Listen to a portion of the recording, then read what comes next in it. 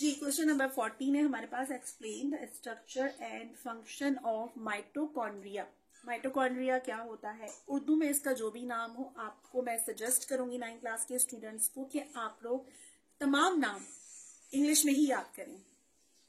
Mitochondria single mitochondrion कहलाता है। Mitochondria की ये शेप है, आप इसको देख लो, बट अगर ये सिंगल होगा तो दैट इज कॉल्ड माइटोकॉन्ड्रियन।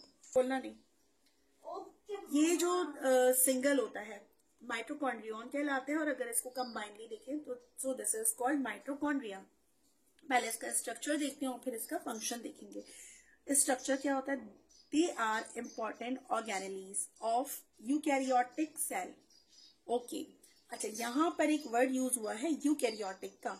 आप लोगों ने स्टडी किया हो ना किया हो, 2 टाइप के सेल जो है उसको डिफरेंशिएट किया गया है, और हो सकता है आपके एग्जाम्स में ये आ जाए कि डिफरेंशिएट बिटवीन यूकैरियोटिक सेल और प्रोकैरियोटिक सेल्स। तो यूकैरियोटिक वो सेल्स होते हैं जो कंप्लीट सेल्स होते हैं, इनके उसके अंदर तमाम तरह के ऑपरेटर्स या ऑर्गेनेलीज पाए जाते हैं। और प्रोकैरियोटिक का मतलब होता है जो इनकम्प्लीट सेल होते हैं, जिसके अंदर तमाम तरह के ऑर्गेनेलीज नहीं पाए जाते। तो माइटोकॉन्ड्रियंस जो होते हैं वो यूकैरियोटिक सेल्स के अंदर पाए जाते हैं, यानी कि कंप्लीट सेल। प्रोकैरियोटिक को आप ऐसे समझ लो जो कंप्लीट सेल होता है, मैच्योर सेल होता है। तो माइटोकॉन्ड्रियन हर मैच्योर सेल के अंदर पाया जाएगा। They are generally rod like और बीन शेप। अच्छा, बीन यानी कि इसकी जो बाहर से स्ट्रक्चर होता है, दिस इज लाइक दैट, ठीक है, बीन शेप होता है। या रॉड, इसके अंदर जो अंदर इंटरनल स्ट्रक्चर होता है that is rod like structure. इस तरह का इसका स्ट्रक्चर होता है। Organelles consist of double membrane, double membrane पे ही कंसिस्ट होता है, ठीक है।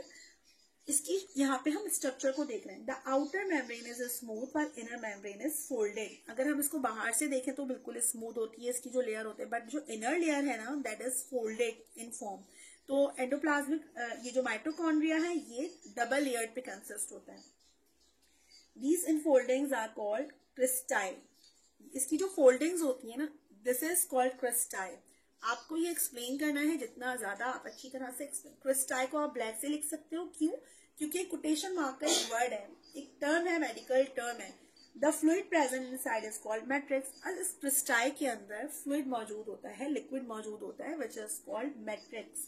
एंडोप्लाज्मिक रेटिक्यूलम के अंदर डिफरेंट, यानी कि हर फ्लूइड जो है डिफरेंट, उसका डिफरेंट नाम होगा। यहाँ पे हम माइटोकॉन्ड्रिया की बात करें तो जो माइटोकॉन्ड्रिया के अंदर फ्लूइड प्रेजेंट होगा दैट इज कॉल्ड मैट्रिक्स, ठीक है। अब इसका फंक्शन क्या होता है? Mitochondria play an important role in respiration. Video के शुरू में मैंने बताया था माइटोकॉन्ड्रिया का क्या फंक्शन होता है, रिस्पायरेशन करने का, यानी कि जो ह्यूमन सांस लेते हैं तो माइटोकॉन्ड्रिया वो काम करता है। जैसे कि गोल्जी ऑपरेटर्स का हमने प्रीवियस देखा, तो वो क्या करता है? सीक्रेशन प्रोवाइड करता है।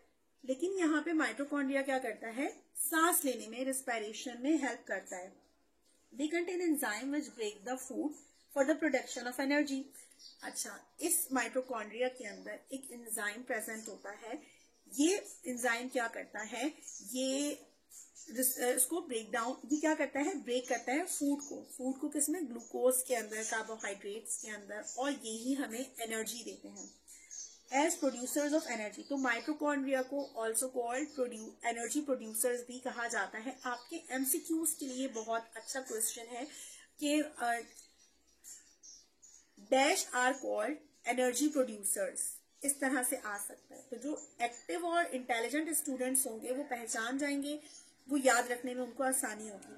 तो माइटोकॉन्ड्रिया को क्या कहते हैं? एनर्जी प्रोड्यूसर भी कहा जाता है, इसका दूसरा नाम है, ठीक है। They are called power house of the cell. Power house यानी कि ये रिस्पायरेशन में हेल्प कर रहे हैं, तो ये पावर हाउस कहलाते हैं सेल का। अगर सेल में रिस्पायरेशन नहीं होगी तो उसका सेल को सांस नहीं आएगा, रिस्पायर नहीं कर पाएगा, तो वो बाकी काम कैसे करेगा? तो माइटोकॉन्ड्रिया के अंदर रिस्पायरेशन होती है, तो सेल का पावर हाउस माइटोकॉन्ड्रिया को भी कहते हैं। ये आपके एमसीक्यूज के लिए बहुत ही इंपॉर्टेंट जो है वो पॉइंट है।